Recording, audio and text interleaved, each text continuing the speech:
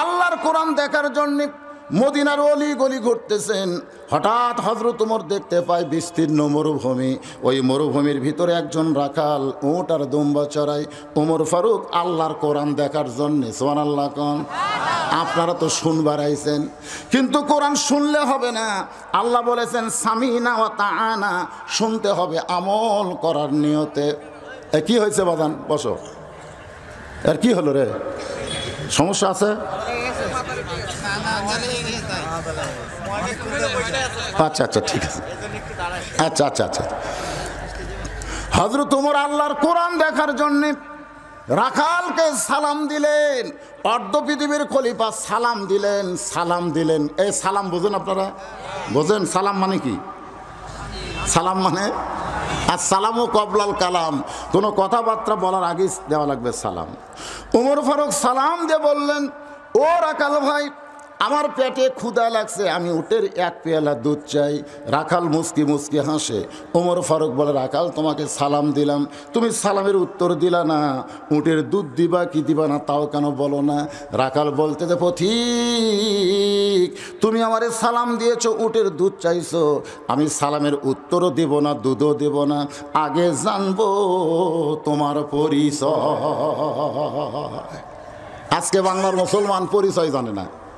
পরিচয় চালে কয় আমি সাবেক এমপি, মানে ভোটত ফেল করছে তাও এমপি গিরি যায়নি। পরিচয় চাইলে কয় আমি বর্তমান এমপি। পরিচয় চাইলে কয় আমি সাবেক ডিসি। পরিচয় চাইলে কয় বর্তমান ডিসি। পরিচয় চাইলে কয় মৌলানা। পরিচয় চাইলে কয় হাজি। এগুলো একটাও পরিচয় না। রাখাল বলতে যে পথিক, সালামের উত্তর পরে দিব, দুধও পরে দিব, আগে তোমার পরিচয় শুনবো, তোমার পরিচয় কি? ওমর ফারুক চিন্তায় পড়ে গেলেন, আমি অর্ধ পৃথিবীর খলিফা, পরিচয় দিলে গুমর ফাঁস হয়ে যাবে, আমি এখন কি করব? সঙ্গে সঙ্গে আল্লাহর কোরআন সামনে এসে বলতেছে, ওমর, রাখাল যখন তোমার পরিচয় চাইছে, তুমি আসল পরিচয় দাও। আসল পরিচয় হলো মিল্লাতা আবিকুম ইব্রাহিম হুয়া সাম্মাকুমুল মুসলিমিন। এখানে কিন্তু আমার বাপ দাদার কথা হচ্ছে না, কথা কার? মিল্লাত মানে জাতি, আবিকুম মানে তোমাদের বাপ, তোমাদের জাতির বাপ, তোমাদের জাতির পিতা। ইব্রাহিম হুয়া তিনি, সাম্মাকুমুল মুসলিমিন তিনি তোমাদের নাম রেখেছে মুসলমান। তাহলে আমাদের জাতির পিতার নাম কি?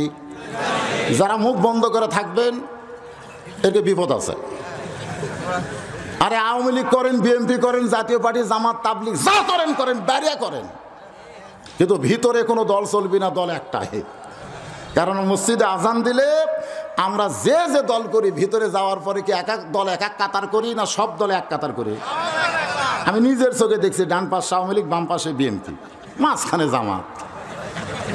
আওয়ামী লীগ 4 আঙ্গুল সামনে গেছে, জামাত ইসলাম হাত ধরে টানতেছে, লাইনতায় লাইনতায়, ওকে ধরে টানতেছে, ওদিকে খেয়াল নাই। ওই নিচের দিকে তাকায় বলতেছে, আমি খেয়াল করিনি ভাই, খেয়াল করিনি ভাই। ফেরেশতা তাকায়, আল্লাহ কি দেখতেছি, 20 দল 14 দল এক কাতার করতেছে। আল্লাহ বলতেছে, ওরা যখন বাহিরে থাকে তখন বহু দল করে, কিন্তু ভিতরে যখন আসবে তখন এক কাতার হয়। আসলে বাংলার মুসলমানকে বাহিরে থাকা ঠিক না, সমস্ত মুসলমানকে উদখুলু ফিস-সিলমি কাফা, পুরোপুরি ভাবে ইসলামের মধ্যে ঢোকা লাগবে। ধরে ধর কথা ঠিক তো, ইসলামের মধ্যে ঢুকলে আমরা কয় দল? তো এই জন্য আমাদের সকলের জাতির পিতার নাম কি? আরো জোরে বলেন, নাম কি? হুয়া সাম্মাকুমুল মুসলিমিন, যিনি তোমাদের নাম দিয়েছে মুসলমান। ওমর ফারুক বলেন, রাখাল তুমি যখন আমার পরিচয় শুনবার চাও, আমার পরিচয় হলো আমি একজন মুসলমান। রাখাল বলতেছে, আসল না নকল? যেই কইছে আসল না নকল, ওমর ফারুক চমকে উঠছে। ওমর ফারুক বলতেছে, রাখাল ভাই, মুসলমান তো মুসলমানই, এর মধ্যে আবার আসল নকল কি? রাখাল বলতেছে, পথিক, আসল মুসলমান যারা হবে তারা চাওয়ার ব্যাপারে সতর্ক থাকবে। আসল মুসলমান কোনোদিন জাত্তার কাছে চাবে। আসল মুসলমান দরকার হলে মৃত্যুর দুয়ারে পৌঁছে যাবে, তবে অন্য কারো কাছে বাঁচার দরখাস্ত লিখবে না। আসল মুসলমান, আসল মুসলমান বোঝেন আপনারা? বোঝা লাগবে না? আজকে ভেজাল মুসলমান, এই কি হলো এখানে কি হয়? ভেজাল মুসলমানের দেখেন, ভেজাল মুসলমান আমাদের বাংলাদেশে ভেজাল মুসলমান কারা? আমার দয়াল বাবার দরবারেতে কেউ ফিরে না খালি হাতে। ওহ আহ ওহ আহ। আপনারা বলেন তো, দয়াল বাবার দরবারেতে কেউ ফিরে না খালি হাতে, এটা শিরক না তাওহীদ? আরো জোরে বলেন। এরকম শিরক পার্টি বাংলাদেশে আছে না নাই? জাত তার কাছে চায়, মাজারে যায় হাত পাতাছে, বাবা বাবা আমি বড় বিপদত পড়ছি বাবা।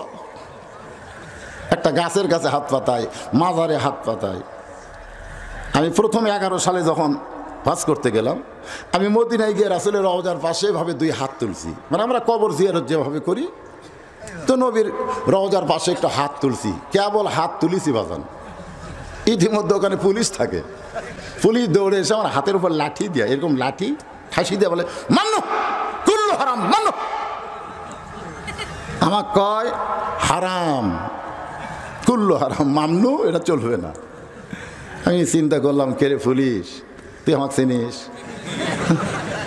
আমি বাংলাদেশের একটা বক্তা রে, হাজার হাজার মানুষ আমার ওয়াজ শোনে, আর তার উপর তুই ফতুয়া মারিস। আমার ইমান বলতেছে, বদরশি তুই ঠিক নেই, পুলিশ ঠিক। কারণ আমরা এমন ভেজাল দেশে জন্ম নিয়েছি, এটা হালাল হারাম বুঝি না। তোর এখন কথা ঠিক কিনা? জয়তনের তেল কিনবার যা দোকানদারকে কেবল বলছি, আসল জয়তনের তেল দেন। যেই কইছে আসল তেল দেন, দোকানের মালিক কর্মচারী বলতেছে মামনু কুল্লু হারাম। কর্মচারী এসে আমার মারলো ধাক্কা। আমি দোকান থেকে বাইরে আসলাম, চিন্তা করলাম কেরি কি দোষ আমার। একজন বাংলাদেশি কাম করে, তাকে জিজ্ঞেস করলাম, ক্যারে ভাই খেলে আসল চাইছে আর ধাক্কা খায়? বলে হুজুর যেখানে নকলি নাই সেখানে আসল চাইছেন কে? এটা কি বাংলাদেশ পাচ্ছেন? আমি বললাম এখানে নকল নাই কেন? বলে এখানে আসল আল্লাহর আইন চলে, সেখানে কোনোদিন নকল থাকতে পারে না, আর যেখানে নকল আইন চলে সেখানে কোনোদিন আসল থাকতে পারে না। জোরে গান কথা হচ্ছে। আমাদের বাংলাদেশে খালি ভেজাল, খালি ভেজাল। কারণ যে আইন চলতেছে আইনটাই তো ভেজাল। আর আল্লাহর কোরআন কি? রাখাল বলতে পথিক, তুমি যদি আসল মুসলমান হইতে চাওয়ার ব্যাপারে তুমি সতর্ক হইতা। তুমি দুধ চাইছে কার কাছে? যেই বলছে তুমি দুধ চাইছা কার কাছে, সঙ্গে সঙ্গে ওমর ফারুকের চোখ দিয়ে দর দর করে পানি পড়তেছে। ওমর ফারুক বলে, আল্লাহ যখন তোমার কোরআনের সমাজ চালু হবে, তখন ওমর যদি ভুল করে সেই ভুলটা রাখাল ধরতে পারবে। আজকে কোরআনের আইন মসজিদে চালু আছে না নাই? আছে না নাই? যদি ইমাম সাহেব আসরের 4 রাকাতে 3 রাকাতে বসে, আপনারা কি বসে থাকবেন? কি বলবেন? আল্লাহু আকবার। তার মানে কি? লোকমা দিচ্ছেন। ইমাম মানে কি? নেতা। ধরে কারণ ইমাম মানে কি? তাহলে মসজিদের নেতা ভুল করলে আপনারা লোকমা দেন, আপনাদের সমাজের এমপি চেয়ারম্যান যদি ভুল করে লোকমা দেন? খালি দিয়ে দেখেন। তাহলে ভিতরের নেতা আপনারা ঠিক রাখছেন, বাইরের নেতার খেয়াল নাই কেন? হ্যাঁ মুসলমান, বাহিরের নেতাগুলো ভুল করলে যদি আমরা লোকমা দিতাম, যেমন লোকমা দিয়েছি হযরত ওমরকে, দেয়নি লোকমা? যখন খুতবা শুরু করছে, মাঝখান থেকে একজন বলতেছে খুতবা বন্ধ করেন, আপনার খুতবা আমরা শুনবো না। ওমর ফারুক বলে, আমার দোষ কি? বলে, আপনি লম্বা জুব্বা পরে খুতবা দিবেন আর আমাদেরকে খাটো পাঞ্জাবি দিবেন। যতক্ষণ পর্যন্ত লম্বা জুব্বার কাহিনী না বলবেন, আপনার খুতবা আমরা শুনবো। অর্ধ পৃথিবীর খলিফা হযরত ওমরকে লোকমা দিছে। লোকমা দেওয়ার কারণ হলো তখন আল্লাহর কোরআনের আইন চলতেছে। জোরে কোন সুবহানাল্লাহ। ওমর ফারুক বলে, রাখাল ভাই আমার ভুল হয়ে গেছে। রাখাল বলতে যে ভুলটা যখন স্বীকার করছো তাহলে তওবা করার সুযোগ আছে। ওমর ফারুক বলে, ঠিক আছে তওবা করি। রাখাল বলে, তুমি মূর্খ মানুষ, তুমি তওবা কেমনে করবে? বরং আমি তওবা করাই, তুমি আমার সঙ্গে তওবা পড়ো। এবার রাখাল হযরত ওমরকে তওবা পড়াচ্ছেন।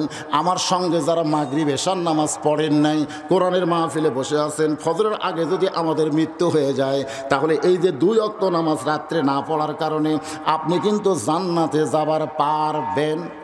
তাহলে তওবা করেন, সকলে তওবা করি। আস্তাগফিরুল্লাহ রব্বি মিন কুল্লি যামবি ওয়া তুবু ইলাইহি। ওমর ফারুক তওবা করার পরে বলতেছে, রাখাল ভাই আল্লাহর হস্তে উটের এক পেয়ালা দুধ দাও, আল্লাহর হস্তে। রাখাল মুচকি মুচকি হাসে। ওমর ফারুক বলে, আবার হাসি কেন? বলে, হাসার কারণ হলো তওবা করার পরে তুমি আবার মুনাফিকি করলে। যেই কইছে মুনাফিক, ওমর ফারুকের চেহারা রক্তের মতন লাল হয়ে গেছে। ওমর ফারুক বলে, রাখাল মুখে যা আসে তা বলতে পারো না, আমার মধ্যে মুনাফিকের কি দেখলে? রাখাল বলতে যে, প্রতীক রাগ করছো কেন? তোমার মুখের সাথে মনের মিল নাই। তোমার মুখ বলতেছে, ও রাখাল ভাই আল্লাহর হস্তে উটের এক পেলা দুধ দাও, আর তোমার মন কি বলতেছে? ওমর ফারুক বলে, আমার মন কি বলে তুমি জানো? রাখাল বলতেছে, তোমার মন বলতেছে আমি উটের মালিক না। আমি যদি উটের মালিক হইতাম তুমি আমাকে রাখাল বলতা। আর যখনই রাখাল বলেছ তখন তোমার মন বলতেছে আমি উটের মালিক না। আর মালিক বাদ দিয়ে রাখালের কাছে কেউ যদি আল্লাহর হস্তেও চায়, রাখাল দিবার পারবে। এটা আমার জীবনে বাস্তব। আমি পাবনা বাইকলা বাস করে কেবল নামছি, ইতিমধ্যে এক লোক কসকসা চকচকে 100 টাকার নোট আমার হাতত দিছে। তো টেকা দেখে আমার লোভই হলো। আমি বললাম, বাবা টেকা কেন? বলে, হুজুর দোয়া করেন। আমি বললাম, কিসের দোয়া? বলে, আমার বইয়ের পেটে বাচ্চা আইছে, আল্লাহ যেন একটা পুত্র দেয়। যেই কইছে তোকে আমি বেকায়দা, আমি পকেট থেকে 200 বের করে দিলাম। হুজুর আমি তো টেকা চাইনি, দোয়া চাইছি। আমি বললাম, তোর কানটা আমার মুখের কাছে দে। ওই কানটা যখন মুখে দিল, আমি ফিস করে বললাম, তুইও যা আমিও তাই। তো কয়, হুজুর আপনি বক্তা, আমি শ্রোতা, এক কেমনে হলাম? আমি বললাম, তুই জানিস না আমি পরপর 3টা মেয়ের বাপ। আমার বইয়ের পেটে যতবার বাচ্চা আইছে প্রত্যেকবার দোয়া করছে আল্লাহ একটা পুত্র দেও। তা আমার দোয়া দিয়ে যদি আমার বইয়েরটাই বেটা না হয়, তা তোর বইয়েরটা হবে? তখন বলতে যে, হুজুর তাহলে এক কাম করেন, আপনি টাকা আপনি দেন, আমারটা আমার দেন। আমি যখনই ওরে টাকা দিছি মারতেছে দৌড়। আমি খপ করে হাত ধরে বললাম, কার কাছে যাস? বলে, যে বক্তার বেটা চলাছে আমি তার কাছে দোয়া নেব। আমি বললাম, পাগল, কোনো হুজুরের কাছে না, কোনো বক্তার কাছে না, কোনো বাবার কাছে না, কোনো পীরের কাছে না, পাইতে যদি চাও একমাত্র আল্লাহর কাছেই চাও। জোরে বলেন, কার কাছে? রাখাল বলে, পথিক তুমি সত্যিই যদি উটের এক পেয়ালা দুধ চাও, তাহলে এখান থেকে মালিকের বাড়ি হলো 10 মাইল দূরে। ওই মালিকের বাড়ির দরজায় গিয়ে বলো, মালিক তোমার রাখাল উট আর দুম্বা চড়াই, তুমি মালিক যদি হুকুম দাও তাহলে রাখাল আল্লাহর হস্তে উটের এক পেয়ালা দুধ দিবে। ওমর ফারুক মুচকি মুচকি হাসে। রাখাল বলে, হাসার কারণ কি? ওমর বলতেছে, রাখাল ভাই অতদূর মালিকের বাড়ি যাওয়ার দরকার আমার নাই, বরং তোমাকে আমি 2টা টাকা দিলাম, এই 2টা টাকার বিনিময়ে তুমি উটের এক পেয়ালা দুধ দাও। রাখাল চিল্লায় বলে, পথিক তুমি কি হযরত উমরকে চিনো? সুবহানাল্লাহ। রাখাল হযরত উমরকে বলতেছে, এই পথিক তুমি কি হযরত উমরকে চিনো? যদি হযরত উমরকে চিনতে এরকম বেসাইজা কথা বলতে না। তুমি জানো উমরের গুপ্ত বাহিনী যদি দূর থেকে দেখবার পায় যে তুমি আমাকে ঘুষ দিছো, ঘুষ, আর আমি তোমাকে উটের এক পেয়ালা দুধ দিলাম মালিক ছাড়া, তাহলে তোমাকেও ধরবে আমাকেও ধরবে, এই বয়সে ধরা খাবা? ওমর ফারুক বলে, রাখাল তাহলে চলো এক কাম করি। বলে, কি কাম? বলে, পাহাড়ের গুহায় গিয়ে তোমাকে আমি গোপনে 2 টাকা দিব, আর তুমি গোপনে ওটের এক পেয়ালা দুধ দিবে। উমরের গুপ্ত বাহিনীও দেখতে পাবে না, তোমার মালিকও জানতে পারবে না। রাখাল চিল্লায় বলে, ভণ্ড তুমি, ভণ্ড তুমি, ভণ্ড। উমর ফারুক চমকে বলে, রাখাল আমার মধ্যে ভণ্ডামের কি দেখলা? রাখাল বলে, পথিক রে, উমরের গুপ্ত বাহিনী দেখতে পাবে না, আমার মালিক জানতে পারবে না, কিন্তু যেখানে কেউ দেখতে পায় না, জানতে পারে না, সেখানে রাখালের আল্লাহ দেখতে পায়। লিল্লাহে তাকবীর। যেখানে কেউ দেখে না সেখানে কে দেখে? আপনাদের বিশ্বাস কি? খালি একটা বিশ্বাস যদি আমাদের থাকতো তাহলে আমরা অন্যায়ভাবে কোনো কাম করতে পারতাম না। অনেক লোক আছে একলাই অনেকগুলো সিল মারছে, একলাই বার হয়েছে বলতেছে কেউ দেখেনি, কেউ দেখেনি। আপনারা কোন তো কেউ দেখছে? জোরে কোন কেউ দেখছে? দেখেনি? যদি কোন না তাহলে ইমানই থাকবে না। আরে আল্লাহ দেখার আগেও তো 2টা ফেরেশতা আছে রে, ওরা কি কি কাম করার জন্য বসে আছে? আপনি কোন, আপনি যে একটা অন্যায় করলেন, এটা কি ফেরেশতারা কি ঘুম পাড়তেছে? তোমার দুই কান্দে দুই মোহরি, বলেন দুই কান্দে দুই মোহরি, লিখিতেছেন ডায়েরি, দলিল দেখে রায় দিবে, টাকা পয়সার নাই কারবার। তুমি কি করতেছো, কি করতেছো, সব ফেরেশতারা লিখতেছে। তারপরে দেখতেছে কে? ওমর ফারুক মারছে দৌড়, এক দৌড়ে পাহাড়ের পাদদেশে গিয়ে 2 রাকাত নামাজ পড়ে আল্লাহর কাছে বলতেছে, আল্লাহ তোমার কোরআন দেখলাম, আল্লাহ তোমার কোরআন দেখলাম, বাস্তব কোরআন হলো তোমার রাখাল বান্দা, তুমি আসো কোথায়, আর তোমাকে জায়গা দিছে কোন জায়গায়, জোরে কোন সুবহানাল্লাহ। যেখানে কেউ দেখে না সেখানে আল্লাহ দেখে, এই বিশ্বাস যারা করে তারা কোরআনকে আমল করতেছে। ওমর ফারুক যখন কান্দে, রাখাল পিছনে এসে বলতেছে, যতই কান্দো আমি তোমাকে উটের দুধ দিবার পারলাম না। ওমর ফারুক বলে, রাখাল উটের দুধের কোনো দরকার আমার নাই, তোমার কাছে খালি জানবার চাচ্ছি, তুমি না দেখা আল্লাহকে কলিজার মধ্যে জায়গা দিয়ে তুমি যে আল্লাহর কোরআন আমল করতেছো, এর বিনিময়ে তোমার চাহিদা কি? তোমার তো একটা চাহিদা আছে, আছে না নাই? আমাদের বাংলাদেশে যারা কোরআনের দল করে বর্তমানে তারা সুখে আছে না কষ্টে আছে? অনেক দিন তাদের বাড়িতে থাকা হয় না। আমিও আমার জীবনে বহুদিন আমি বাড়ি ছাড়া কুশারের বাড়িতে আলুর বাগুড়ের মধ্যে ঘুম পাড়ি। আমার বউ হয়তো, আমি বাড়ি যাচ্ছি, খুব মশানলে বাড়ি যাব, আমার বউ রাস্তার মধ্যে বলতেছে, হ্যালো খবর কি, আসেন না। আমি বললাম কি হয়েছে? বলে পুলিশ ঘুরতেছে, আসেন না। চিন্তা করি বাড়ির যে ল্যাপের মধ্যে সত্য না আলুর বাগুড়ের মধ্যে, কোনটা ধর্ম? সুবহানাল্লাহ। আল্লাহ এই জন্য বলেছেন, ওয়ালা নাবলুওয়ান্নাকুম বিশাইয়্যিম মিনাল খাউফি ওয়াল জুই ওয়া নাকসিম মিনাল আমওয়ালি ওয়াল আনফুসি ওয়াস সামারাতি ওয়া বাশশিরিস সাবিরিন। এই নির্যাতন, এই কষ্টে যারা আছে তাদের জন্য সুসংবাদ আছে না নাই? কি সংবাদ? আরে কি সংবাদ, এখনো বুঝলেন না? আজকে ডাইরেক্ট আমি আপনাকে দেখাবো, খালি একটু ধৈর্য নিয়ে দেখেন। ওমর ফারুক বলে, রাখাল ভাই, এই না দেখা আল্লাহকে কলিজার মধ্যে জায়গা দিয়ে আল্লাহর কোরআন আমল করতেছো, এর বিনিময়ে তোমার চাহিদা কি? দুনিয়াতে তুমি ভালো বাড়ি পাও নাই, ভালো চাকরি পাও নাই, এই রাখালি করতে গিয়ে তোমার কত কষ্ট, তোমার চাহিদা কি? রাখাল বলে, পথিক আমার চাহিদা হলো রব্বানা, পড়েন রব্বানা আতিনা ফিদ দুনিয়া হাসানাতাও ওয়া ফিল আখিরাতি হাসানা ওয়া কিনা আযাবান্নার। ওমর ফারুক বলে, রাখাল আমি তোমার চাহিদার কথা শুনতে চাইলাম, আর তুমি কোরআনের আয়াত তেলাওয়াত করলে। রাখাল বলে, তুমি এতই মূর্খ, আমার চাহিদা বুঝবার পারোনি। আমার চাহিদা হলো 2টা। 1 নম্বর চাহিদা হলো হযরত উমরকে আমি এক নজর দেখতে চাই, যে ওমর আল্লাহর কোরআনের রাজ্য চালু করার কারণে আমার মতন রাখাল না দেখা আল্লাহকে কলিজার মধ্যে জায়গা দিছি, সেই মহামানব উমরকে যদি খালি একটাবার দেখতে পাই, দুনিয়ার চাহিদা আল্লাহ আমার পুরা করবে। আমার 2 নম্বর চাহিদা হলো, আমি রাখাল যখন মরে যাব, মরে যাওয়ার পরে অধম রাখালকে আল্লাহ যেন জান্নাত দেয়। সঙ্গে সঙ্গে ওমর ফারুক রাখালের হাত ঠপ করে ধরে এটা চুমা খাইছে। রাখাল কয়, তুমি পাগল নাকি, আমার ঘামা শরীরে চুমা দিলে খেল? ওমর ফারুক বলে, রাখাল তোমার 2 নম্বর চাহিদা আল্লাহ পুরা করেছে, মরার সঙ্গে সঙ্গে তুমি জান্নাতে যাবে। রাখাল মুচকি মুচকি হাসে। ওমর ফারুক বলে, হাসো কেন? বলে, হাসার কারণ হলো মরার পরে জান্নাতে যাব, এই কথা তুমি সহজে বললে, কিন্তু হযরত ওমরকে দেখতে পাবো, এই কথা বলতে তোমার কোন জায়গাত বাজে? তুমি বাকির কথা বললে, বাকি মানে মরে গেলে জান্নাত পাবো, এ কথা ভালোই বললে, কিন্তু হযরত ওমরকে দেখতে পাবো, এই কথা বলতে তোমার কোন জায়গাত বাজতেছে?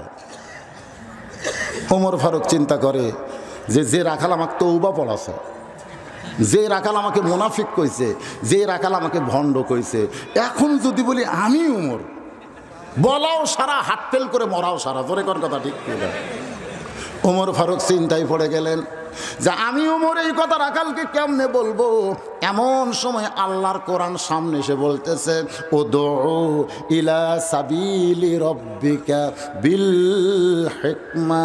যখন ডাইরেক্ট বলতে পারবা না, ডাইরেক্ট বলার পরিবেশ পাবা না, তখন হিকমতের সাথে দাওয়াতের কাম করা লাগবে। জোরে কোন ঠিক কিনা? বর্তমানে ডাইরেক্ট বলার পরিবেশ, তাই তাই বলে কি দাওয়াতের কাম বন্ধ থাকবে? চলবে। হেকমত, হেকমত মানে কি? অ্যাঙ্গেলে মারা। হেকমত মানে অ্যাঙ্গেলে মারা, মানে আমার কাছ থেকে এটা শুনছে। কৌশল, হেকমত মানে কৌশল। এক ইফতার পার্টির যাই দেখে একজনের রোজা নেই, এরকম ইফতার পার্টি হয় কি হয় না? একজনের রোজা নেই, 15 প্রকার আইটেম নিয়ে খালি ঘড়ি দেখতেছে, খালি ঘড়ি দেখতেছে। কিছুক্ষণ পরে বলতেছে এত বড় দিন, দেখছেন রোজা তো নাই, আবার ইফতার নিয়ে কি দেখতেছে? ঘড়ি দেখতেছে। এখনো 10 মিনিট, যেই 5 মিনিট তখন কয় হুজুর ভালো করে দোয়া করেন, হাজার হাজার টাকা খরচ করছি। আমি চিন্তা করলাম আমাকে তো আল্লাহ খালি দোয়ার জন্যই পাঠাচ্ছে, আমাকে কিন্তু কোনো কাম নাই। এক অনুষ্ঠানে যাই দেখি চেয়ারম্যান মেম্বার সবাই বসে আছে আমার শ্বশুরের বাড়িতে। তাই মোটরসাইকেল নিয়ে যাতে আমাকে চেয়ারম্যান বলতেছে হুজুর আপনি আইছেন আলহামদুলিল্লাহ বসেন। আমি বললাম কী জন্য বসবো? বলে কাম আমরা করছি, খালি দোয়া করেন। তা আমি কইলাম চেয়ারম্যান সাহেব কী কাম করলেন? ওটা শোনার দরকার নাই তো, ওটা আপনাকে শোনা লাগবে, আপনি দোয়া করেন। আমি কইলাম দোয়া করার আগে কিসের দোয়া? বলে ওই ছেলে রাগ করে বউ তালাক দিছে, ওর কান সারা 2 চড় দিয়ে বউর হাতে তুলে দিছি, হুজুর দোয়া করেন আর জানি ও কাম না করে। আমি কইলাম বউ তালাক দিছে, কান সারা চড় দিয়ে বউর হাতত দিলেন, কয় তালাক দিছে? তখন মেম্বার বলতেছে আপনি করে এই জন্যই তো দেখবার পারে না সরকার, কয় তালাক দিছে, কি দিছে অত শোনার দরকার কি, দোয়া করেন। আমি কইলাম ভাইরে, ওই ছেলের ডাক দিয়ে বললাম কয় তালাক দিছিস? কই যতদূর দেওয়া যায় সব দিছি। তো যতদূর দেওয়া যায় সব দিছিস আর চর দিয়ে বউ তুলে দিল। চেয়ারম্যান কয় হুজুর আপনি যান, এই মেম্বার দোয়া করো। তুমি কি, আপনি কি মনে করতেন আমাকে দোয়ার লোক নাই? এই মেম্বার দোয়া কর। তা আমি চেয়ারে বসলাম। তো চেয়ারম্যান কয় গেলেন না কেন? এমন জীবনে বহু দোয়া করছি, আজকে আমিন কমো, দেখি মেম্বার কি দোয়া করে। মেম্বার বলতেছে হুজুর আমি দোয়া পারি, কিন্তু কোনো হুজুর থাকলে পারি না।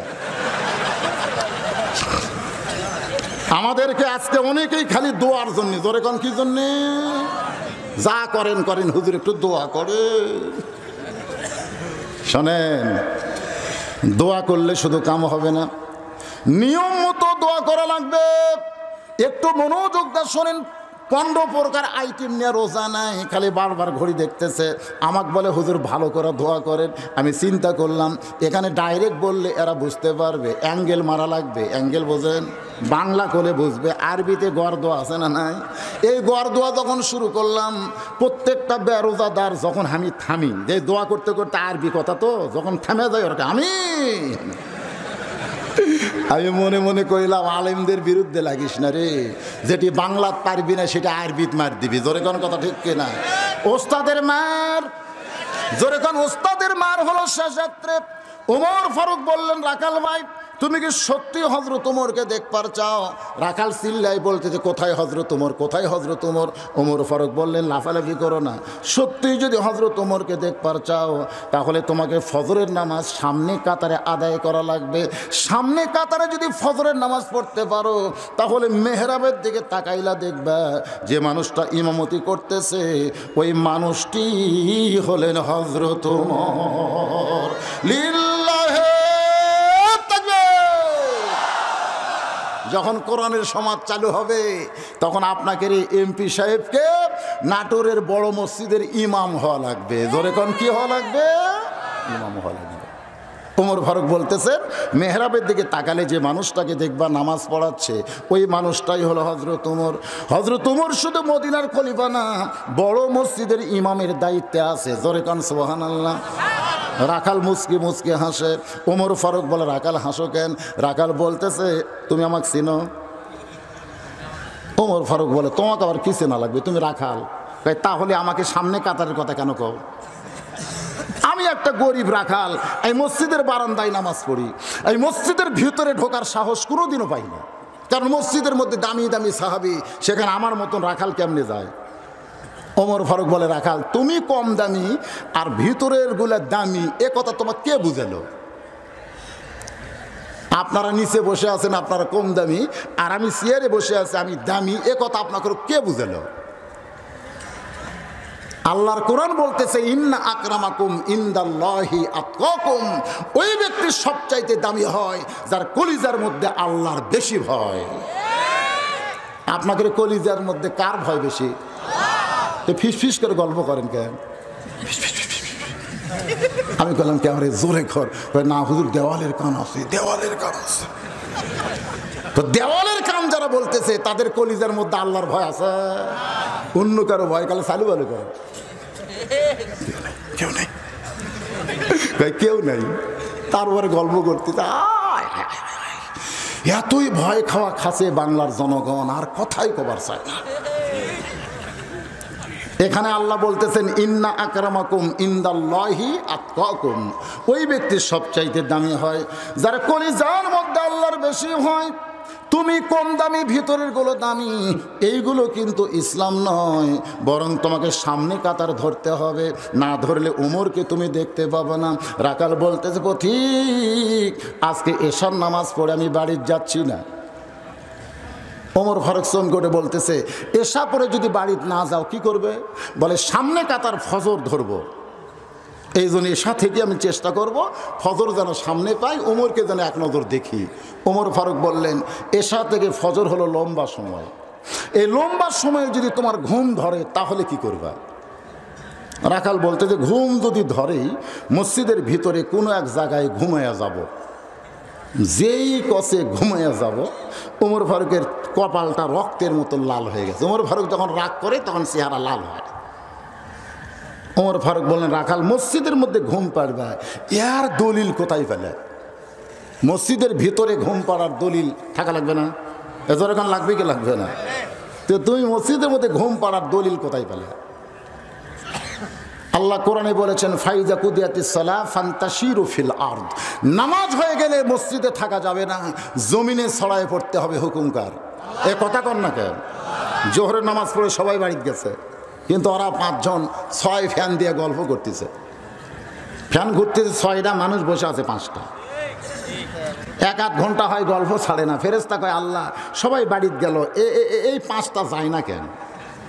একে মাথার উপর ফ্যান ঘুরতেছে, এরা গল্প করতেছে। আল্লাহ বলতেছে যারা মসজিদে নামাজের পরে অযথা গল্প করতে গিয়ে ফ্যান ঘুরালো, এই ফ্যানের বিল আলাদাভাবে না দেওয়া পর্যন্ত এরা জান্নাতে যাবে না।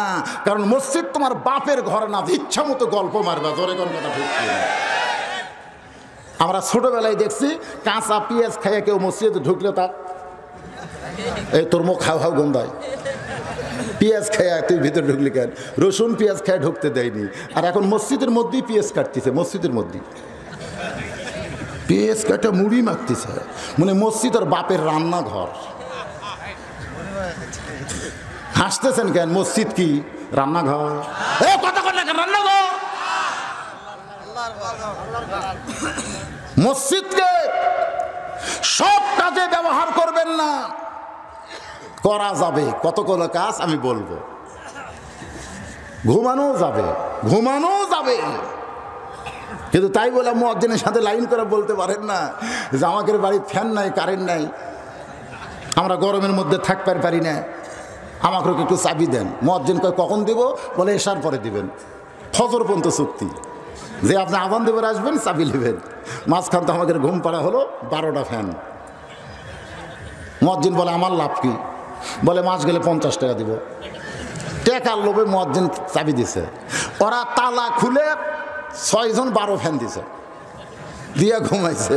মুয়াজ্জিন ফজর আজান দিবার এসে বাতি জ্বলাছে, যেই বাতি জ্বলাছে দেখে একজনের লুঙ্গি গলাত, মানে ফ্যানের বাতাসে চুলকানিতে ওর লুঙ্গি গলাত গেছে। মুয়াজ্জিন আস্তে করে বাতি লিবে, লুঙ্গি ঠিক করছে, লুঙ্গি ঠিক করে বাতি আবার জ্বলায় বলতেছে ওদের 6 জনের মধ্যে যায় মসজিদে ঘুম পাড়া হারাম, মসজিদে ঘুম পাড়া হারাম। ওরা লাভ ধরে চাষা মসজিদে ঘুম পাড়া হারাম, তার দলিল কি? বলে নিজের চোখে দেখলে আর দলিল লাগে না, নিজের চোখে দেখেছি। দলিল কখন লাগে? যখন মানুষ দেখবার পায় না, দলিল দেখা বিশ্বাস করে। আর যেটা আমি নিজে দেখলাম সেটা দলিল কি রে? ওরা 6 জন কয় চাষা কি দেখছেন? কয় ভেতরে বলা যাবে না, বাইরে আসো, বাইরে আসো। অগ্রে বলতেছে কে রে ভিতরে ঘুমালি কিভাবে? তোর লঙ্গির খবর কি? বলে ঘুমালে আবার লঙ্গি কুড়ি যায় কেমনি? বুঝবি না, মানে মসজিদ আল্লাহর ঘর। আমি ঘুমানোর সময় আল্লাহর ঘর মনে করে ঘুমাইছি চাচা, কিন্তু ঘুমের ভিতরে কার ঘর আমার আর মনে নেই। এই জন্য মসজিদের মধ্যে ঘুমানো যাবে, তবে এতে কাফের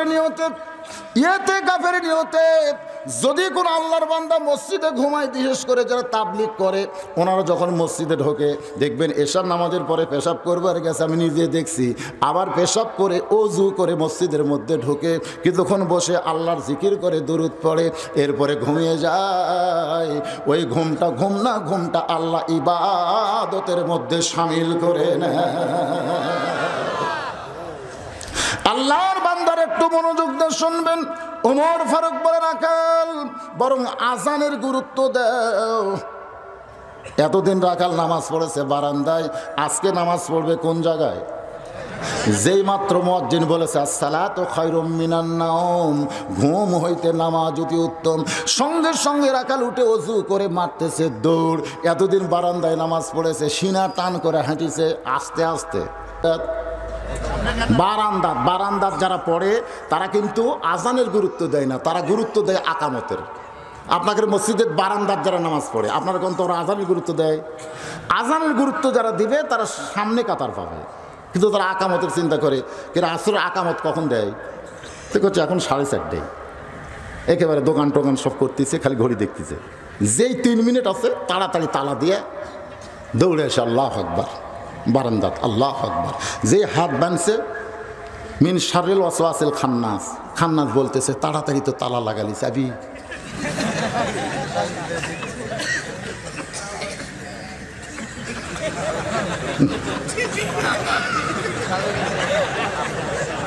এই জন্য আল্লাহ বলেছেন কাদ আফলাহা মান তাযাক্কা ওয়া যাকারা ইসমা রাব্বিহি ফাসাল্লা। দৌড়ে সেই মসজিদে দাঁড়ায় নামাজ পড়ো না, তোমার অন্তরকে মসজিদ বানায়া তারপরে মসজিদের মধ্যে দিয়ে তুমি নামাজের মধ্যে ঢুকে যাও। জোরে কোন কথা ঠিক কি না? আমরা অনেকে মসজিদের মধ্যে ঢুকি কিন্তু নামাজের মধ্যে ঢুকি না।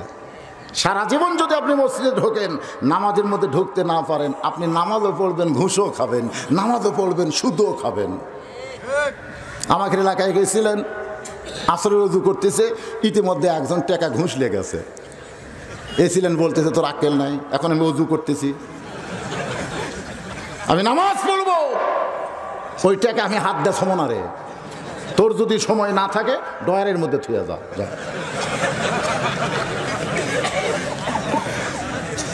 এনারা কিন্তু মসজিদের মধ্যে ঢোকে, নামাজের মধ্যে ঢোকে না। নামাজের মধ্যে কেউ যদি ঢোকে, ইন্নাস সালাতা তানহা আনিল ফাহশাই ওয়াল মুনকার, একমাত্র নামাজই পারে মানুষকে যাবতীয় খারাপি থেকে বাঁচায়া দিতে। জোরে কর না সুবহানাল্লাহ। রাখাল এতদিন নামাজ পড়েছে কোন জায়গায়? আজকে নামাজ পড়বে কোন জায়গায়? সামনে কাতারে মসজিদের দরজায় এসে দোয়া পড়তেছে আল্লাহুম্মা আফতাহলি আবওয়াবা রহমাতিক। এই দোয়াটা পড়ে ডান পায়ে রাখাল ঢুকে সামনে কাতারে যখন যাবার চায়, প্রত্যেকটা সাহাবী রাখালকে যাওয়ার রাস্তা করে দেয়। রাখাল মসজিদের মাঝখানে গিয়ে চিন্তা করে, আল্লাহ রে, এতদিন বাহির থেকে মনে করেছিলাম ভিতরে দামি দামি, কিন্তু আজকে ভিতরে ঢুকে দেখতেছি আমিও যা এরাও তাই। সুবহানাল্লাহ খান না খান। এতদিন রাখাল বেড়া থেকে কি মনে করছিল ভিতরে দামি দামি, কিন্তু আজকে ভিতরে ঢুকে দেখতেছে আরাও যা। এটা কিন্তু ভিতরে না ঢুকলে বুঝতে পারবেন না। এসপি সাহেব সামনে কাতারে, কিন্তু একজন মুসল্লি ছাড়া কাতার পুরা হচ্ছে না। এসপি চিন্তা করে কাতার পুরা করা লাগবে, পিছন দিকে তাকায় দেখে দরজার চৌকিদার খাড়া হয়ে আছে। এসপি ডাকতে চাই, চৌকিদার বলে না স্যার, আপনি এসপি, আমি চৌকিদার। এসপি বলতেছে ওটা বাইরের কথা, ভিতরের কথা হলো তুইও আমিও তাই। চৌকিদার ভয়ে যখন আসবার চায় না, এসপি কাতার ছেড়ে চৌকিদারের হাত ধরে নিয়ে আসতেছে, এসে বলতেছে আমার পায়ের সঙ্গে পা লাগায়া দাঁড়া। চৌকিদার বলতেছে স্যার আপনার তেলতেলা, আমার কিন্তু খসখসা।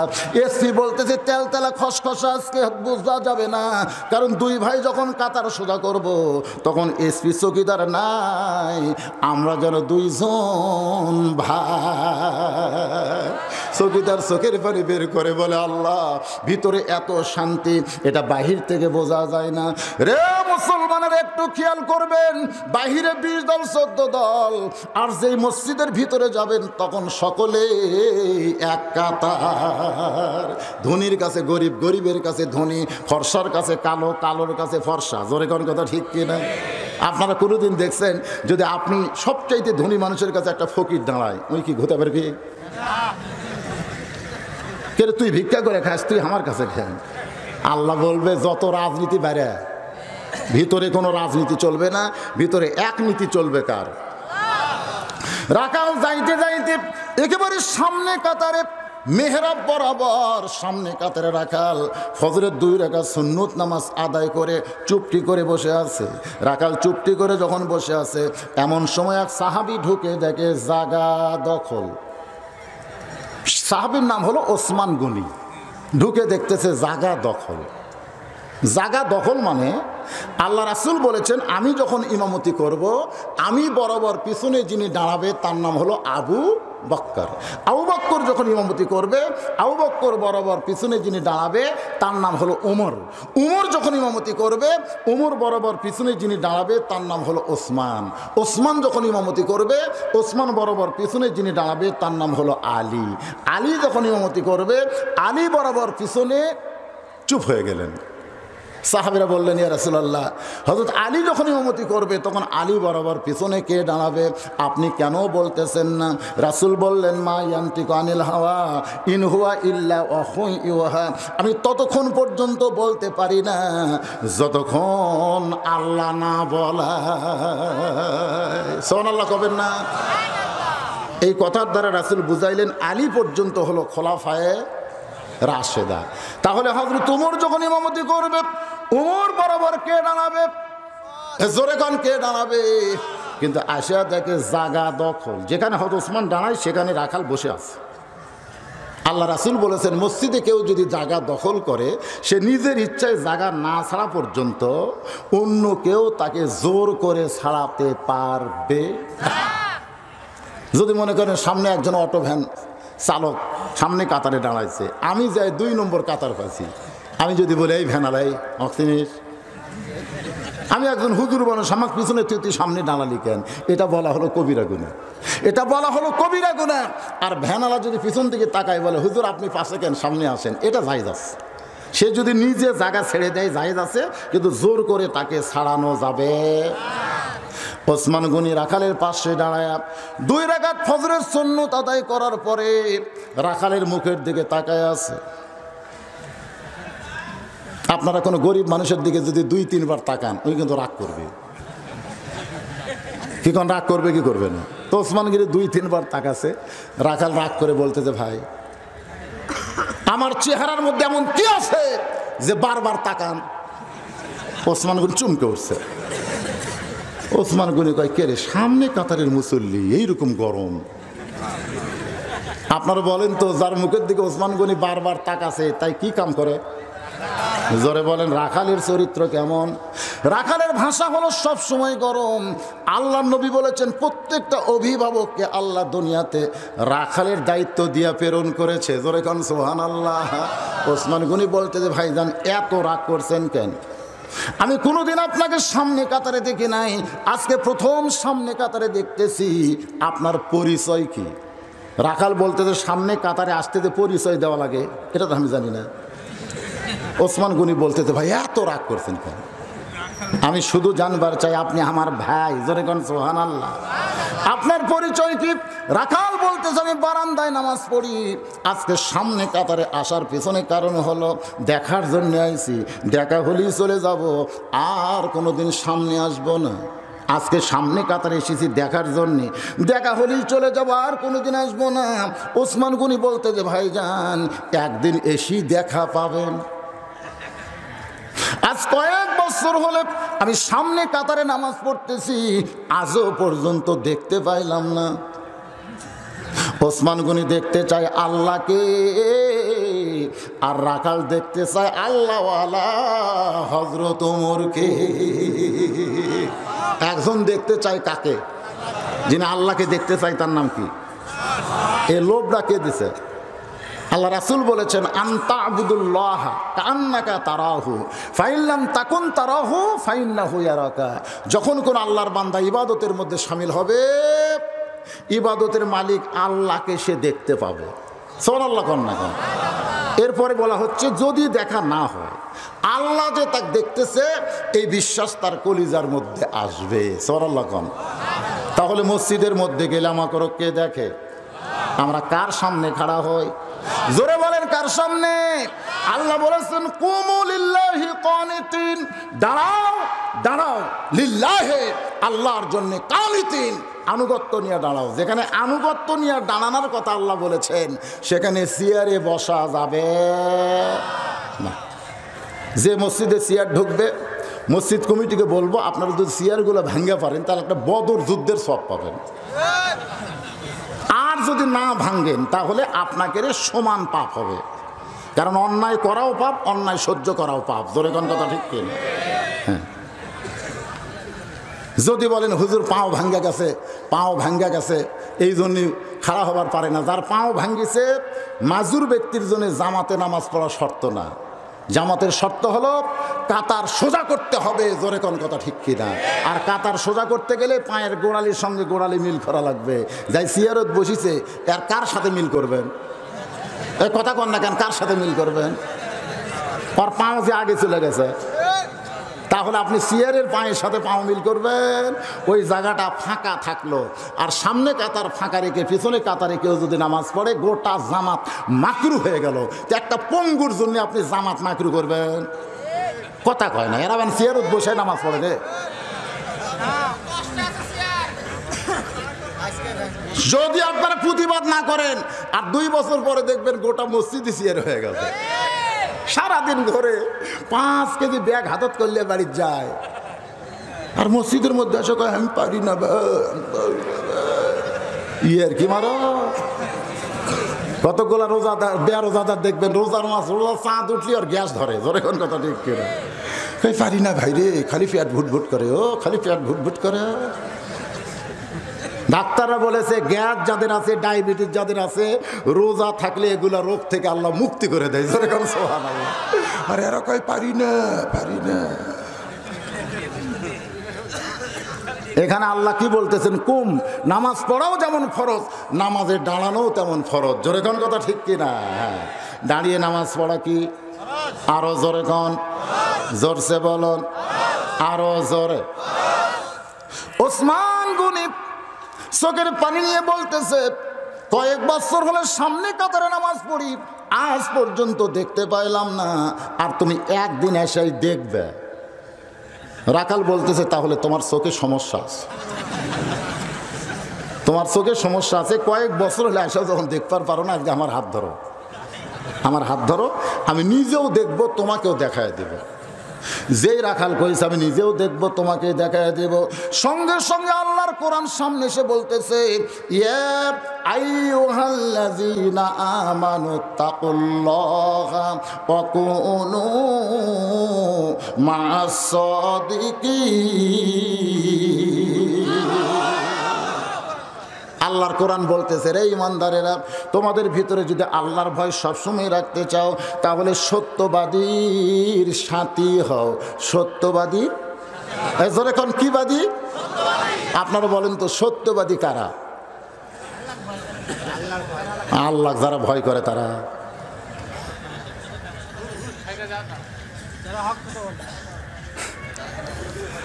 সত্যবাদী তারাই যারা কোরআনের হক কথা বলতে দ্বিধা করে না, দরকার হলে জেলের মধ্যেও ঢুকতে তাদের আপত্তি থাকে না। জোরে কোন কথা ঠিক ছিল। আর আমরা সত্যবাদী বলতে কাজ বুঝেছি ও যে আটরসি বাবার দরবারে যায়, অকুন মা সদিকিন দিয়ে অনেক পীর সাহেব বুঝাচ্ছে কি জানে যে পীরের মুরিদ হও। আপনারা বলেন তো বাংলাদেশের কয়টা পীর জেলত গেছে? কথা কন না কেন, কথা কন না কেন? হ্যাঁ, একটা যদি না যায় বুঝবেন একটাও হক নেই। নবীরা জেল খাটলো, আর এরা একজন বলতে হুজুর 20 বছর নবীর কাম করতেছে, 20 বছর। এখন 20টা বছর নবীর কাম করতেছে, পাঞ্জাবি খোলো তো, ওই পাঞ্জাবি খুলবো কেন, দেখবো তোমার শরীরের খবর কি। না, শরীর ভালোই আছে। নবীর কাম করো, নবীর গায়ে পাথরের আঘাত, আর তুমি নবীর দল করো, নবীর কাম করো, তোমার শরীর তেল তেলা। হ্যাঁ, কোন মাসদিকের আয়াতের তাফসীর পড়বেন।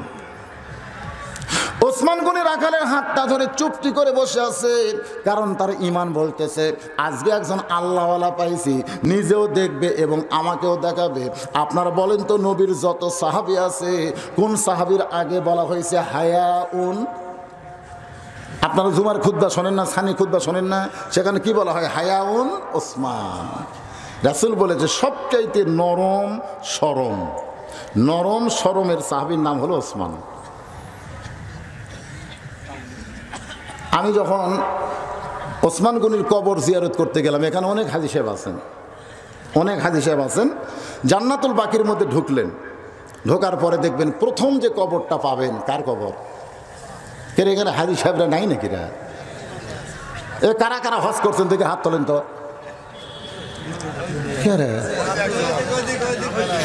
আচ্ছা ঠিক আছে, হাত নেই, 2-4 জন আছেন তো। তা আপনারা জান্নাতুল বাকি জিয়ারত করেননি? হাজী সাহেবরা করেন নাই? যে জান্নাতুল বাকির মধ্যে 10,000-এরও বেশি সাহাবী ঘুমায় আছে, জোরে কোন সুবহানাল্লাহ। সেই জান্নাতুল বাকির প্রথম কবর হলো ওসমান গনির। এই কবরের পাশে যারা দাঁড়ায়, গোটা দেহ ঝিমঝিম ঝিমঝিম করে। এই কারণেই করে, মাত্র 2.5 হাত মাটির নিচে একটা জীবন্ত মানুষ ঘুমায় আছে। ওসমান গনি কিন্তু মরেনি। হয়তো বলবেন হুজুর না মরলে তা কবর দিল কেন? আল্লাহ কোরআন শরীফের মধ্যে বলেছেন, ওয়ালা তাকুলু লিমান ইউকতালু ফি সাবিলিল্লাহি আমওয়াতুন বাল আহইয়াউ ওয়ালাকিন লা তাশউরুন। মদিনা মিউজিয়াম, মসজিদ নববীর নিচতলায় 19 নম্বর খুঁটির কাছে ওসমান গনি যেই কোরআন পড়তে পড়তে তাকে শহীদ করা হয়েছে, ওই কোরআনটা আজও গ্লাস দিয়ে বেঁধে রাখা হয়েছে। বাজান, ওসমান গনি কিন্তু নিজের হাতে সর্বপ্রথম কোরআন লিখেছে, জোরে কোন সুবহানাল্লাহ। সেই কোরআনটাই তিনি পড়তেছিলেন। কোরআন পড়া অবস্থায় তাকে হত্যা করা হয়, তার দেহের রক্ত কোরআনের উপরে পড়েছে, আজও সেই রক্তগুলো রয়েছে। ওসমান গনির কবরের পাশে যখন কেউ দাঁড়ায়, গোটা দেহ ঝিমঝিম ঝিমঝিম করে। ওসমান গনির কবরের দিকে লক্ষ্য করে দেখি, কবরে কোনো মাজার নাই, কবরে কোনো গম্বুজ নাই, কবরে কোনো ছাদ নাই। কবরের মিডল পয়েন্টে ছোট্ট একটা পাথরে খোদাই করে লেখা আছে ওসমান গনি। এই ওসমান গনিটা যখন দেখলাম, তখন রাসূলের সে হাদিসটা আমার বারবার খেয়াল হয়। রাসূলের কাছে এক সাহাবী এসে বলতেছে, ইয়া রাসূলুল্লাহ, আমি বড় অভাবে আপনার কাছে আইছি, মেহেরবানি করে আমাকে একটু সাহায্য করেন। সঙ্গে সঙ্গে নবী এভাবে জুব্বা তুললেন। সাহাবী তাকায় দেখে নবীর পেটে ক্ষুধার জ্বালায় পাথর বাঁধা। সাহাবী বলতেছে, হুজুর আমি যাই। রাসূল বলেন, কোথায় যাবা? আপনি যেভাবে আছেন আমার তো এত কষ্ট হয়নি।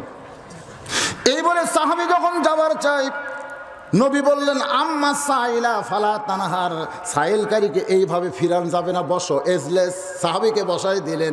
এমন সময় নবী ডাক দিলেন, আলী। সাহাবী কয়, এমন একজনক ডাকতেছে। হযরত আলী যখন নবীর কাছে, আল্লাহর নবী বলতেছে, আলী রে, তোমার ভাই না খায় আমার কাছে সাহায্য চাইছে। আলী বলতেছে, হুজুর আমারে ডাইকা লাভ নাই, আজকে 2 দিন হলে আমিও কিছু খাই নাই।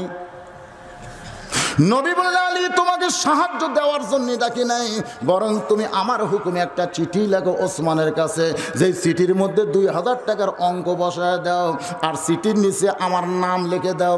হযরত আলী নবীর কথা মতো ওসমান গনির কাছে চিঠি লিখলেন। চিঠির মধ্যে 2000 টাকার অঙ্ক বসায় দিয়ে নিচে আল্লাহর নবীর নাম লিখে ওই গরিব সাহাবীর হাতে যখন দেয়, গরিব সাহাবী নবীর চিঠি নিয়ে, হযরত আলীর লেখা চিঠি নিয়ে ওসমান গনির দরবারে গিয়ে দেখে ওসমান গনি কেশিয়ারের সঙ্গে ঝগড়া করতেছে। কেশিয়ারকে বলতেছে, 4 আনা গেল কোথায়? এই 4 আনা। কেশিয়ার খালি সমানে পাতা উল্টায়, কিন্তু 4 আনার হিসাব মিলতেছে না। গরিব কয় সিটির মধ্যে 2000 টাকার অঙ্ক। আর ওসমান চেহারে চার আনার জন্য কেশিয়ারকে ধরছে, এই কৃপণ তো আমাকে দান করবে না। নবীর কাছে গিয়া বলে, রাসূলুল্লাহ আপনি দিবার পারবেন না ঠিক আছে, কিন্তু এমন কৃপণের কাছে আমার কেন পাঠাইছেন? রাসূল বলতেছে, তুমি কি তোমার সিটি দিছো? বলে দেওয়ার পরিবেশ পাই নাই। আবার যাও, নবীর কথা মতো ওসমান গনির দরবারে গরিব সাহাবী আয়েশা দেখে কেশিয়ারের কপাল ঘেমে ঘাম টপ টপ করে পড়তেছে। আর ওসমান গনি বলতেছে, বেটা চার আনার হিসাব দে, হিসাব না দিলে তোর ছুটি নাই। গরিব মনে মনে কয়, ঘন্টার পর ঘন্টা যে ওসমান চার আনার জন্য হিসাব কেশিয়ারকে ছাড়ে না, এ ওসমান কোনোদিন 2000 টাকা দান করবে? নবীর কাছে গেলে নবী আবার পাঠাবে, দরকার নেই। না খাইয়া বসা থাকা যায়, কিন্তু ঘোড়া যায়। আমি দেখলাম আমার গ্রামে এক ফকির এক দরজা ভিক্ষা করে মাঝখানে 2 বাড়ির দরজা বাদ দিয়ে আর এক বাড়ির যে দাঁড়াচ্ছে। আমি ফকিরকে বললাম, কে রে ভাই, এই 2 বাড়ির দরজা বাদ দিলেন কেন? আমার কয়, আপনি ভিক্ষাত নামেন তাহলে বুঝবেন। আমি কইলাম, কে ভিক্ষাত নামা বোঝা লাগবে কে? তুমি বুঝালেই তো বুঝি। তখন বলতে হুজুর রাগ করেন না, আমি কমপক্ষে 10 দিন এই 2 বাড়ির দরজার ভিক্ষা চাচ্ছি, প্রত্যেক দিন বলেছে মাফ করো। তো যারা ফকিরের কাছে মাপ চায়, এই শালাকের চাইতে বড় ফকির দুনিয়াতে নেই। আমার একটা সময়ের দাম আছে হুজুর, আমার সময়েরও দাম আছে। যেখানে ভিক্ষা পাবো না সেখানে সময় নষ্ট করবো, এই জন্য এই 2 বাড়িকে আমি তালাক দিছি। যেখানে পাই সেখানে দাঁড়ায়। আপনারা বলেন ফকিরের সময়ের দাম আছে না নাই? গরিব সাহাবী মনে মনে চিন্তা করে যদি আবার নবীর কাছে যাই, নবী পাঠাই দিবে, দরকার নাই। গোপন পথটা যখন পলাইতেছে, এমন সময় দেখে রাস্তার মাথায় হযরত আলী দাঁড়ায় আছে। আলী বলতেছেন, ভাইজান তোমার চিঠি লিখে দিলাম, আমার হাসান হুসাইন না খায় কাঁদতেছে, 2টা টাকা আমারে হাদিয়া দাও, 2টা টাকা আমাকে দান করো। এটা বলতেছে না, কারণ চিঠি লেখার 2টা টাকা আমাকে হাদিয়া দাও। গরিব কান্দার বলে, আলী ভাই আমার কাছে টাকার বস্তাও নাই, ব্যাগও নাই, ওই চিঠিখানা আমার পকেটের ভিতরে। আলী চমকে গিয়া বলে, ওসমানকে কি তুমি চিঠি দেও নাই? বলে, পরপর 2 বার গেলাম, 4 আনার জন্য কেশিয়ারকে ছাড়ে না, ওই চিঠি দেওয়ার সাহস পাই নাই। আলী বলতেছে, সাহাবী রে, নবীর কথা কি তুমি বিশ্বাস করো না? আল্লাহর নবী যেই কাম করে নবী করে না, বরং আমার আল্লাহ করায়া দেয়। যা ওসমানের কাছে। হযরত আলীর ভয়ে গরিব সাহাবী উসমানের দরবারে গিয়ে দেখে ওসমান গনি আর কেশিয়ার 2 জনে আল্লাহর শুকর আদায় করতেছে। সুবহানাল্লাহ, আলহামদুলিল্লাহ, লা ইলাহা ইল্লাল্লাহ, জোরে সুবহানাল্লাহ, আলহামদুলিল্লাহ, লা ইলাহা। গরিব সাহাবী চমকে যায়। কিছুক্ষণ আগে 2 জনকে দেখলাম 4 আনার ঝগড়া করছে, এখন আবার 2 জনে আল্লাহর শুকর আদায় করতেছে। আল্লাহর শুকর আদায় করার কারণ হলো 4 আনার হিসাব মিলে গেছে। আপনারা চিন্তা করতে হুজুর 4 আনার হিসাব মিলালো কেন? আল্লাহ যাদেরকে সম্পদ দিচ্ছে, হিসাব করে শতকরা 2.5 টাকা তাদের জাকাত দেওয়া লাগবে। জোরে কোন কথা ঠিক কিনা? আপনি ব্যয় হিসাবে যতই জাকাত দেন, আপনার জাকাত হবে না, হিসাব করে জাকাত দেওয়া লাগবে। ওসমান গনি 4 আনার মিল যদি না পায়, জাকাত কেমনে দেবে? এই জন্য 4 আনার হিসাব চাইছে। গরিব সাহাবী চিঠিখানা বের করে ওসমান গনির হাতে দিয়া বলে, ভাইজান এই চিঠিখানা একবার দেখেন। ওসমান গনি চিঠি দেখে, চিঠি পড়ার পরে চোখের পানি বের করে চিঠিতে একটা চুমা দিয়ে বলে, ভাইজান এই চিঠি কে পাঠাইছে? গরিব সাহাবী বলতেছে, লেখাপড়া জানেন? চিঠির নিচে তাকায় দেখেন আল্লাহর নবী এই চিঠি পাঠাইছে। সঙ্গে সঙ্গে ওসমান গনি চিঠিতে চুমা দিয়ে বলে, ভাইজান এই চিঠি কে পাঠাইছে? গরিব সাহাবী চিন্তা করে, চিঠির মধ্যে টাকা দেখে কি আল্লাহর নবী এই চিঠি পাঠাইছে। ওসমান গনি চিঠিতে চুমো দিয়ে বলতেছে, ভাইজান এই চিঠি কে পাঠাইছে? গরিব মনে মনে কয়, 4 আনার জন্য তুই কেশিয়ারকে ছাড়িস নাই, চিঠির মধ্যে 2000 টাকার অঙ্ক দেখে কি মাথা পাগলা হলো? আল্লাহর নবী এই চিঠি পাঠাইছে। সঙ্গে সঙ্গে ওসমান গনি চিঠিতে চুমা দিয়ে বলে, ভাইজান এই চিঠি কে পাঠাইছে? গরিব চিল্লায় বলে, তোর মতন কৃপণের কাছে আমার দরকার নাই। রাগ করে নবীর কাছে গিয়ে কান্দের বলে, নবী গো, পরপর 3 বার গেলাম, 2 বার আপনার কারণে, 3য় বার হযরত আলীর কারণে। চিঠি দিলাম, জানতে চাই কে পাঠাইছে? 1 বার না 2 বার না 3 তিনবার আপনার নাম বললাম, এরপরেও অবিশ্বাস করে যখন জানতে চাই, আমি রাগ করে চলে এসে আপনার কাছে বিচার দিলাম, আপনি এমন ব্যক্তির কাছে আমারে কেন পাঠাইলেন? নবী কান্দের বলে, আল্লাহ, আমার ওসমান তেমন হওয়ার কথা ছিল না। আমার ওসমান কি দুনিয়ার টাকার পাগল হলো নাকি? আল্লাহ গো, আমার ওসমান তেমন হওয়ার কথা ছিল না। এই বলে নবী কানতে কানতে তাকায় দেখে এক বস্তা টাকা মাথায় নিয়ে হযরত ওসমান দাঁড়িয়ে আছে।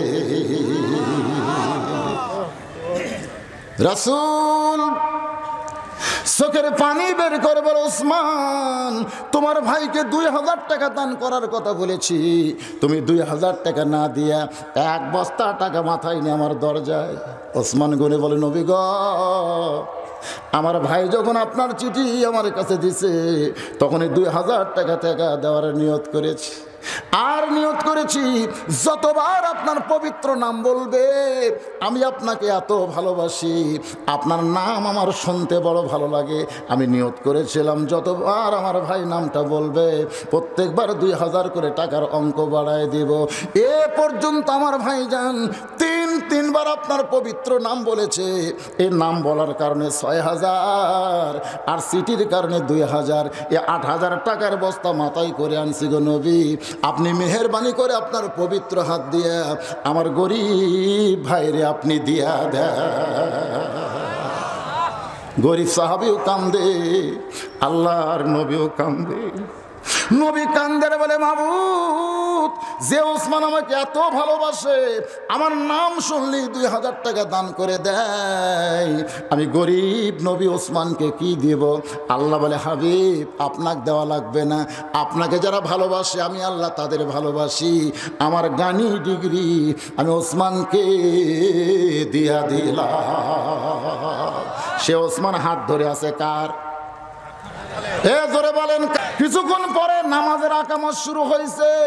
ফজরের 2 রাকাত ফরজ নামাজ শুরু হবে। এখন আকামত শুরু করেছে।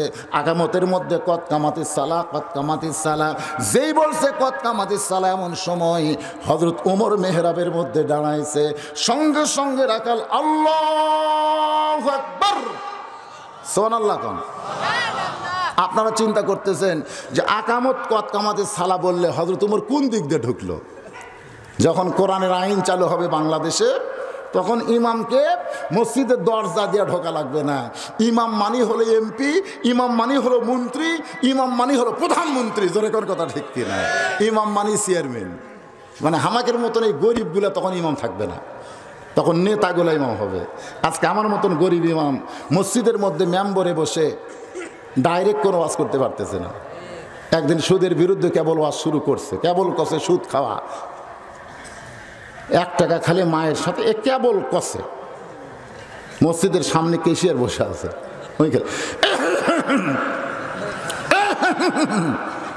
মানে কভারই দিচ্ছে না। যেই তো ইমাম বলতেছে, আমি সুদের বিরুদ্ধে ওয়াজ করি, কেশিয়ারকে গলা খাঁকারি দেয়। মনে করছে হয়তো এটা অন্য কিছু বাজিছে, ওই সুদের ওপর ওয়াজ করছে। করে নামাজ শেষ করে বাড়াতেই কেশিয়ার হাত ধরছে, ধরে বলতেছে, মাস গেলে বেতন কে দেয়? তোকে আপনি দেন চাচা, তা আমার বিরুদ্ধে আজকে তোকে না, আমি তো সুদের বিরুদ্ধে। এই মিয়া, সুদের বিরুদ্ধে মানে আমার বিরুদ্ধে, আমি সুদ খাই, সুদের বিরুদ্ধে ওয়াজ করলে আমার বিরুদ্ধে যায়। তো এখন কি করবে? হ্যাঁ, নতুন ইমাম খোদা ছাড়া তো বুদ্ধি নেই। ইমাম জোর হাত করে বলে, চাচা আপনি যে সুদ খান এ কথা আগে জানলে, আমি সুদের বিরুদ্ধে ওয়াজ করি তাই। এই কান ধরে বলতেছি, যতদিন আমি মসজিদে আছি আমি সুদের বিরুদ্ধে ওয়াজ করব না। কেশিয়ার বলতে 500 বেড়া দিলাম, অসুবিধা নেই। পরের জুম্মা এসে ইমাম সাহেব ওয়াজ করতেছে, আর রাশি ওয়াল মুরতাশি কিলাহুমা ফিন্নার, যে ঘুষ খাবে আর ঘুষ দিবে উভয়ে জাহান্নামে যাবে। মসজিদের সভাপতি হলো কাস্টম অফিসার। এখন কি হবে তার? মাঝে মধ্যে জুম্মার নামাজ পড়বার আসে, সেই দিন আসছে আর ঘুষের বিরুদ্ধে ওয়াজ ধরছে। সভাপতি কেশিয়ার ঘুতে মারে। কেশিয়ার কয়, গত জুম্মা আমার বিরুদ্ধে করলে আজকে সভাপতির বিরুদ্ধে ধরছে, কি কয়? নামাজ শেষ করলে বলতেছে, হবি না ভাই, তোর চাকরি থাকা গেল না। কেন? আমি তো সুদ, এই মিয়া, সুদের বিরুদ্ধে বলিস নি, ঘুষের। সভাপতি ঘুষ খায়, কান ধরে বলতেছে যতদিন মসজিদে আছি ততদিন আর ঘুষের বিরুদ্ধে ওয়াজ করবো না। কিসের কয় 500 বেড়ে গেল যা। পরের জুম্মা এসে চিন্তা করে সুদের বিরুদ্ধে বলা যাবে না, ঘুষের বিরুদ্ধে বলা যাবে না। আর দায়ুস লা ইয়াদখুলুল জান্নাহ, দায়ুস কোনোদিন জান্নাতে যাবে না। সাহাবীরা বললেন দায়ুস কোন নারী? রাসূল বললেন দায়ুস কোন নারী না, দায়ুস হলো ওই সকল পুরুষ মানুষ যাদের অধীনে নারীরা পর্দা করে না। সমস্ত মুসল্লি গেলে মানে সব মুসল্লির বইয়ের পর্দা নেই। আর দায়ুস বানা জান্নাত থেকে বাইর করে দিল। কেশিয়ার বলতেছে বাবা তোর আর ইমামতি টিকলো না, তুই যা, তুই বেপর্দার বিরুদ্ধে ওয়াজ করছিস। ঠিক আছে আমি আর কোনো ওয়াজই করব না। পরের জুম্মা এসে ইমাম বলতেছে যা করো করো খালি নামাজটা পড়ো, যা করো করো খালি নামাজ পড়ো রে। তখন সব মুসল্লি কয় ইমাম সোজা হইয়া গেছে। আমাদের মতন গরিব মৌলবি চাকরি বাঁচানোর জন্য হক কথা বলবার পারতেছে না, জোরে কোন কথা ঠিক না। কিন্তু যদি এমপি ইমাম হয় সুদের বিরুদ্ধে কথা বললে কেউ কথা বলবি? যদি কেশিয়ার আমি সুদ খাই, এমপি সাথে সাথে কবি এই শালাক পাল্টা পাল্টা। সুদারগঞ্জের মসজিদ কমিটির মধ্যে থাকা যায়, ঘুষারো মসজিদ কমিটির মধ্যে থাকা যাবে, বেপরদার স্বামী মসজিদ কমিটির মধ্যে থাকা চলবে না। যে লোকটা 5 ওয়াক্ত নামাজ মসজিদে পড়ে না তাকে মসজিদ কমিটির মধ্যে রাখা যাবে না। এই কথা আমরা বলবার গেলে কবি তোর চাকরি নাই।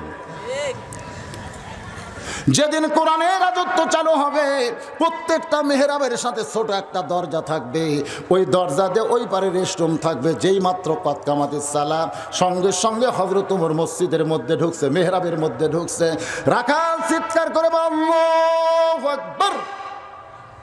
ওসমান গনি এতক্ষণ কি ধরে ছিল, হাত ছাড়া দিয়ে বলতেছে রাখাল ভাই ভাইজান ইমাম ভুল করলে মানুষ লোকমা দেয়, আর এখন আকামতেই শেষ হয়নি আর তুমি আল্লাহু আকবার লোকমা দিলে, তার মানে?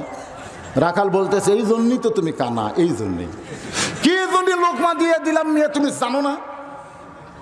তৃতীয় কাতারে একজন সাহাবী ছিল, দৌড়ে এসে রাখালের হাত ধরে বলতেছে এই পাগল, তুই যারে কানা বললি সেই মহামানবকে চিনিস?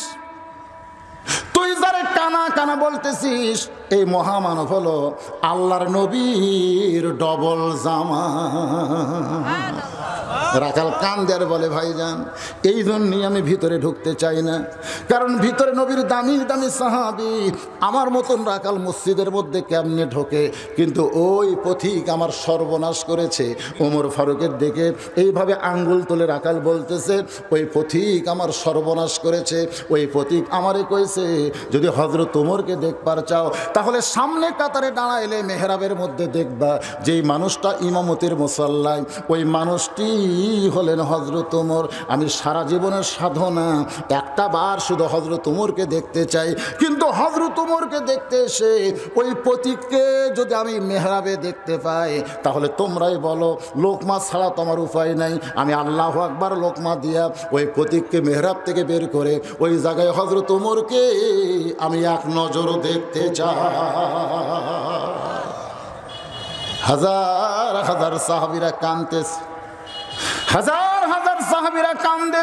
রাখাল চিল্লায় বলে আল্লাহ বারান্দায় নামাজ পড়া ভালো, এই ভিতরে কেন কান্দা কান্দি শুরু হয়ে গেল? ওসমান গনি বলে রাখাল ভাই ভিতরের মুসল্লি কান্দার কারণ হলো তুমি যারে পথিক পথিক বলতেছ তিনি হলেন হযরত ওমর। যেই বলছে তিনি হলেন হযরত ওমর, গাছের গোড়া কাটলে গাছটা যেমন ঠাস করে পড়ে যায়, রাখাল তেমনি হযরত ওমরের সামনে পড়ে ওই কাটা মুরগির মতন ছটফট করে বলতেছে ইয়া আমির আল মুমিনিন, আমি আপনাকে তওবা পড়াইছি, আমি আপনারে মুনাফিক কইছি, আমি আপনাকে ভণ্ড কইছি, এত কথা বলেছি, অথচ অধম রাখালকে আপনি কিছুই বলেননি। সঙ্গে সঙ্গে হাজার হাজার মুসল্লি চিৎকার করে বলতেছে এই পাগল সামনে কেমনে গেল রে? কারে তওবা পড়াছে, কারে মুনাফিক কইছে, কারে ভণ্ড কইছে। এই পাগল মেহরাবের মধ্যে ভুল বকতেছে, এই পাগলকে সামনে যাওয়ার সুযোগ কে দিল? সমস্ত সাহাবী যখন চিৎকার করে উঠেছে, এমন সময় হযরত ওমর জোড়হাত করে বলতেছেন, আতিউল্লাহ ওয়া আতিউর রাসূল ওয়া উলিল আমরি মিনকুম, আল্লাহর আনুগত্য করো, নবীর অনুসরণ করো। আমি যদি তোমাদের আমির হই, আমাকে কি তোমরা মানো? সমস্ত সাহাবী বলে 100 বার মানি, 1000 বার মানি। ওমর ফারুক বলতেছেন, আমাকে তওবা বলাইছে, আমারে মুনাফিক কইছে, আমারে ভণ্ড কইছে। এত বড় কথা যে মেহরাবের মধ্যে বলতেছে, আল্লাহর কোরআন অনুযায়ী তার বিচার হবে।